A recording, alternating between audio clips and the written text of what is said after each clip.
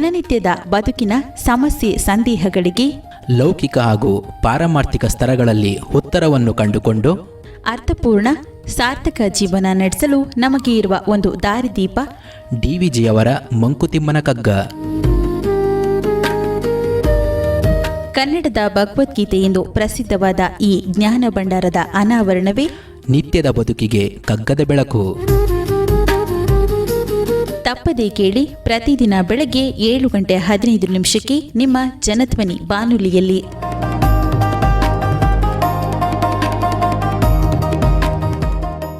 ಆತ್ಮೀಯ ಶ್ರೋತೃಗಳಿಗೆ ನಮಸ್ಕಾರ, ಸುಪ್ರಭಾತ.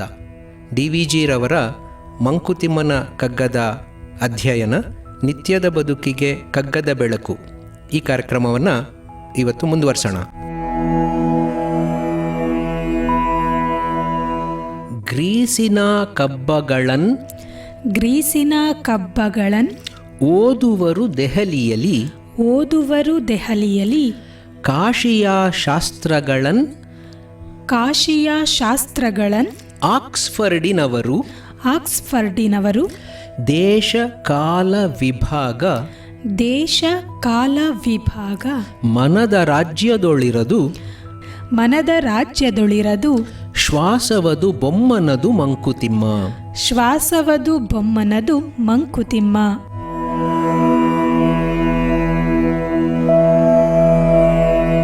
ಮಹನೀಯ ಗುಣದ ಬಗ್ಗೆ ನಾವು ಯೋಚನೆ ಮಾಡಿದ್ವಿ.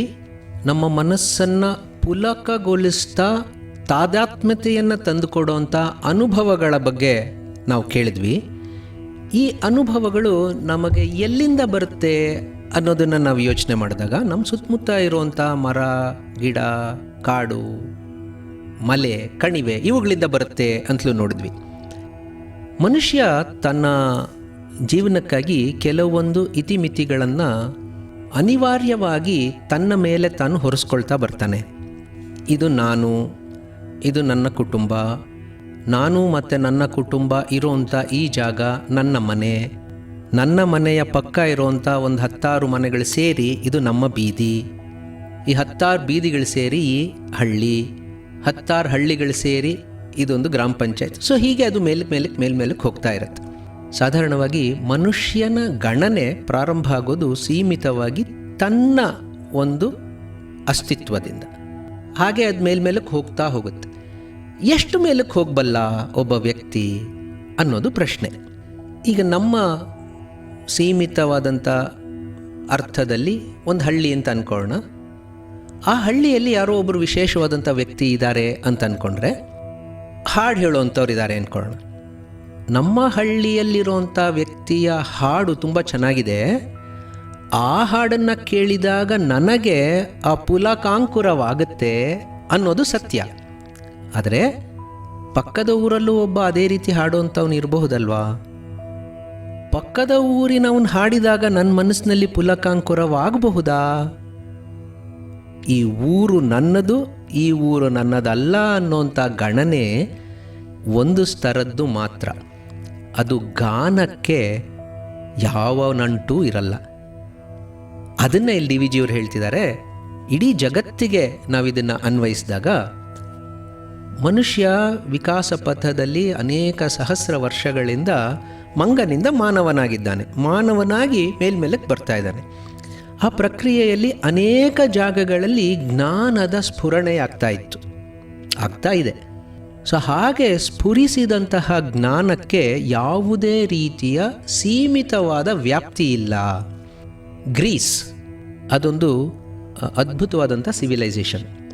ಇವತ್ತಿಗೂ ಕೂಡ ಗ್ರೀಸ್ ದೇಶದ ಸಾವಿರಾರು ವರ್ಷದ ಹಿನ್ನೆಲೆಯನ್ನು ನಾವು ನೋಡಿದಾಗ ಅನೇಕ ಅದ್ಭುತಗಳನ್ನು ಮಾಡಿದಂತಹ, ಸಾಧಿಸಿದಂತಹ ಕೀರ್ತಿ ಗ್ರೀಸ್ ದೇಶದ್ದು. ಆ ಗ್ರೀಸ್ ದೇಶದಲ್ಲಿ ಬರೆದಂತಹ ಕವನಗಳು, ಹೋಮರ್ನ ಇಲಿಯಾಡ್, ಒಡಿಸಿ ಇತ್ಯಾದಿಗಳನ್ನ ಬರೀ ಗ್ರೀಸ್ ಅವ್ರು ಮಾತ್ರ ಓದಬೇಕು ಅಂತ ಅಲ್ಲ, ಓದ್ತಾರೆ ಅಂತಲೂ ಅಲ್ಲ, ಅದನ್ನು ದೆಹಲಿನಲ್ಲಿ ಕೂತ್ಕೊಂಡು ನಮ್ಮ ಭಾರತ ದೇಶದವರು ಕೂಡ ಓದ್ತಾರಂತೆ. ಯಾಕೆ ಓದಬಾರ್ದು? ಓದಿದಾಗ ಗ್ರೀಸ್ ದೇಶದ ಕವನ ಗ್ರೀಸ್ ದೇಶದವ್ರಿಗೆ ಎಷ್ಟು ಸಂತೋಷವನ್ನು ಕೊಡುತ್ತೋ ಅಷ್ಟೇ ಸಂತೋಷ ಭಾರತ ದೇಶದ ಭಾರತೀಯರಿಗೂ ಕೂಡ ಕೊಡಬಲ್ಲದ್ದು. ಆದರೆ ಗ್ರೀಸ್ ದೆಹಲಿಗೆ ಮಾತ್ರನೇ ಸೀಮಿತನಾ ಅಂದರೆ ಅಲ್ಲ. ಕಾಶಿಯಲ್ಲಿ ಅನೇಕ ರೀತಿಯ ಶಾಸ್ತ್ರಗಳು ಉದ್ಭವವಾದವು. ಕಾಶಿ ಅನ್ನೋಂಥದ್ದು ಒಂದು ಸಂಕೇತ. ಈ ಕ್ಷೇತ್ರದಲ್ಲಿ ಯಾವುದೆಲ್ಲ ಜ್ಞಾನ ಭಂಡಾರ ಉತ್ಪತ್ತಿಯಾಯಿತೋ ಅದನ್ನು ಬೇರೊಂದು ದೇಶ, ಇಂಗ್ಲೆಂಡ್ ದೇಶದ ಆಕ್ಸ್ಫರ್ಡ್ ಯೂನಿವರ್ಸಿಟೀಸಲ್ಲಿ ಅಧ್ಯಯನ ಮಾಡ್ತಾರೆ. ಯಾಕೆ? ಇಲ್ಲಿ ಸಂದದ್ದು ಅಲ್ಲಿಯೂ ಕೂಡ ಸಲ್ಲುತ್ತೆ. ಇದು ಗ್ರೀಸ್ ದೇಶ, ಇದು ಭಾರತ ದೇಶ ಅನ್ನೋಂಥ ದೇಶ ವಿಭಾಗ. ಇದು ಇವಾಗಿಂದು, ಅದು ಆವಾಗ ಹಳೇದು, ಭೂತಕಾಲದ್ದು ಅನ್ನೋಂಥ ಕಾಲದ ವಿಭಾಗ. ಅದು ಕೇವಲ ಮನುಷ್ಯರಿಗೆ ಅನ್ವಯವಾಗುವಂಥದ್ದು ಮಾತ್ರ. ನಾವು ಮಾತ್ರ ಅಂದ್ಕೊಳ್ತೀವಿ ಇದು ನನ್ನದು, ಇದು ಇವಾಗಿಂದು, ಇದು ನಿನ್ನದು, ಇದು ಹಳೇದು. ಸೊ ಆ ಥರದ ವಿಭಾಗಗಳನ್ನು ನಾವು ಮಾತ್ರ ಮಾಡ್ಕೊಳ್ತಾ ಹೋಗ್ತೀವಿ. ಅದು ಮನದ ರಾಜ್ಯದೊಳ್ಳಿರೋದು.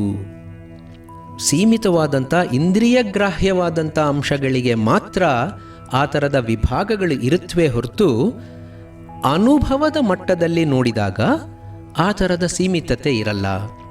ಅದಕ್ಕೆ ಇವತ್ತೂ ಕೂಡ ನಾವು ನಿತ್ಯ ನಮ್ಮ ರಾಮಾಯಣವನ್ನು ಅನುಭವಿಸ್ತೀವಿ. ಬರೀ ಓದಲ್ಲ, ಅನುಭವಿಸ್ತೀವಿ. ಊರುಗಳಲ್ಲಿ ರಾಮನ ದೇವಸ್ಥಾನ ಇರುತ್ತೆ, ಊರುಗಳಲ್ಲಿ ಹನುಮಂತನ ದೇವಸ್ಥಾನ ಇರುತ್ತೆ. ಅದೆಷ್ಟೋ ಜನ ಸೀತಾ ಕಲ್ಯಾಣ ಅಂತ ಮಾಡ್ತಾರೆ. ಅದೆಷ್ಟೋ ಜನ ಶಿವನಿಗೆ ಪಾರ್ವತಿಗೆ ಮದುವೆ ಮಾಡ್ತಾನೇ ಇರ್ತಾರೆ. ಇದೆಲ್ಲ ನಮ್ಮಲ್ಲಿ ಬಂದಿರೋಂಥ ಪರಂಪರೆ. ಯಾವಾಗಲೂ ಆದಂತಹ ಒಂದು ಘಟನೆ ಅಂತ ನಾವೇನು ನಂಬ್ಕೊಂಡಿದ್ದೀವೋ ಅದನ್ನು ಕಾಲದ ಯಾವ ಮಿತಿಯೂ ಇಲ್ಲದಂತೆ, ದೇಶದ ಯಾವ ಸೀಮೆಯೂ ಇಲ್ಲದಂತೆ ಎಲ್ಲ ಕಡೆಯೂ ಎಲ್ಲ ಸಮಯದಲ್ಲೂ ಎಲ್ಲ ವರ್ಗದವರು ಕೂಡ ಆಚರಿಸಿ ಅನುಭವಿಸಿ ಸಂಭ್ರಮಿಸುವಂಥದ್ದನ್ನು ನಾವು ನೋಡ್ತೀವಿ. ಅದು ಕೇವಲ ಒಂದು ಜಾಗದ್ದು ಮಾತ್ರ ಅಲ್ಲ, ಇಡೀ ಜಗತ್ತಿನ ಎಲ್ಲ ದೇಶಗಳಲ್ಲೂ ಕೂಡ ಇದೇ ರೀತಿಯಲ್ಲೇ.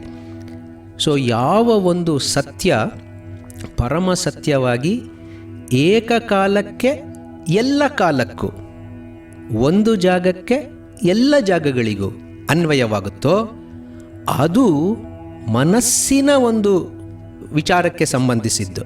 ಇಂದ್ರಿಯಗಳ ಗ್ರಾಹ್ಯವಾದಂಥ ವಿಚಾರಗಳಿಗೆ ಬಾಹ್ಯವಾದಂಥದ್ದು, ಅದಕ್ಕಿಂತ ಹೆಚ್ಚಿನದು. ಅಂತಹ ಒಂದು ಸ್ಥಿತಿ ಏನಿದೆ ಅದು ಪರಬ್ರಹ್ಮನ ಸ್ಥಿತಿ. ಪರಬ್ರಹ್ಮನ ಗಣನೆಯಲ್ಲಿ ನೀನು ಬೇರೆ ನಾನು ಬೇರೆ ಅಲ್ಲ, ಈ ದೇಶ ಬೇರೆ ಆ ದೇಶ ಬೇರೆ ಅಲ್ಲ, ಹಳೇದು ಹೊಸದು ಮುಂದಿನದು, ಭೂತ ವರ್ತಮಾನ ಭವಿಷ್ಯತ್ತುಗಳು ಅಂತ ಅಲ್ಲ, ಅವೆಲ್ಲವೂ ಕೂಡ ಒಂದೇ. ಅನುಭವಗಳನ್ನು ನಾವು ಪಡೆದು ಅದರಲ್ಲಿರುವಂಥ ರಸವನ್ನು ಆಸ್ವಾದನೆ ಮಾಡೋದಕ್ಕೆ ಈ ವಿಭಾಗಗಳಿಂದ ದಾಟಿ ಮೇಲಕ್ಕೇರಬೇಕು. ಯಾವಾಗ ನಾವು ಈ ವಿಭಾಗಗಳನ್ನು ದಾಟೋದಕ್ಕೆ ಸಾಧ್ಯ ಆಗುತ್ತೋ ಆಗ ನಾವು ಹೊಸ ರಾಜ್ಯಕ್ಕೆ ನಾವು ಕಾಲಿಡ್ತಾ ಇದ್ದೀವಿ. ನಮ್ಮ ರಾಜ್ಯ ನಮ್ಮ ರಾಷ್ಟ್ರಗಳನ್ನು ದಾಟಿ ಅದು ಪರಬ್ರಹ್ಮನ ರಾಜ್ಯ. ಅಲ್ಲಿ ಎಲ್ಲರೂ ಒಂದೇ, ಎಲ್ಲರಿಗೂ ಅದೇ ಸತ್ಯ, ಎಲ್ಲರಿಗೂ ಅದೇ ಸತ್ವ. ಆ ತತ್ವವನ್ನು ನಾವು ಅರ್ಥ ಮಾಡ್ಕೊಳ್ಬೇಕು.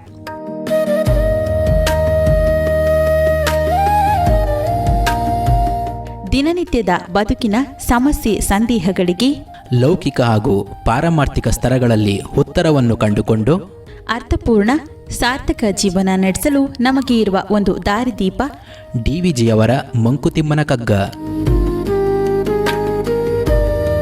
ಕನ್ನಡದ ಭಗವದ್ಗೀತೆ ಎಂದು ಪ್ರಸಿದ್ಧವಾದ ಈ ಜ್ಞಾನ ಭಂಡಾರದ ಅನಾವರಣವೇ ನಿತ್ಯದ ಬದುಕಿಗೆ ಕಗ್ಗದ ಬೆಳಕು. ತಪ್ಪದೇ ಕೇಳಿ, ಪ್ರತಿದಿನ ಬೆಳಗ್ಗೆ 7:15 ನಿಮ್ಮ ಜನಧ್ವನಿ ಬಾನುಲಿಯಲ್ಲಿ.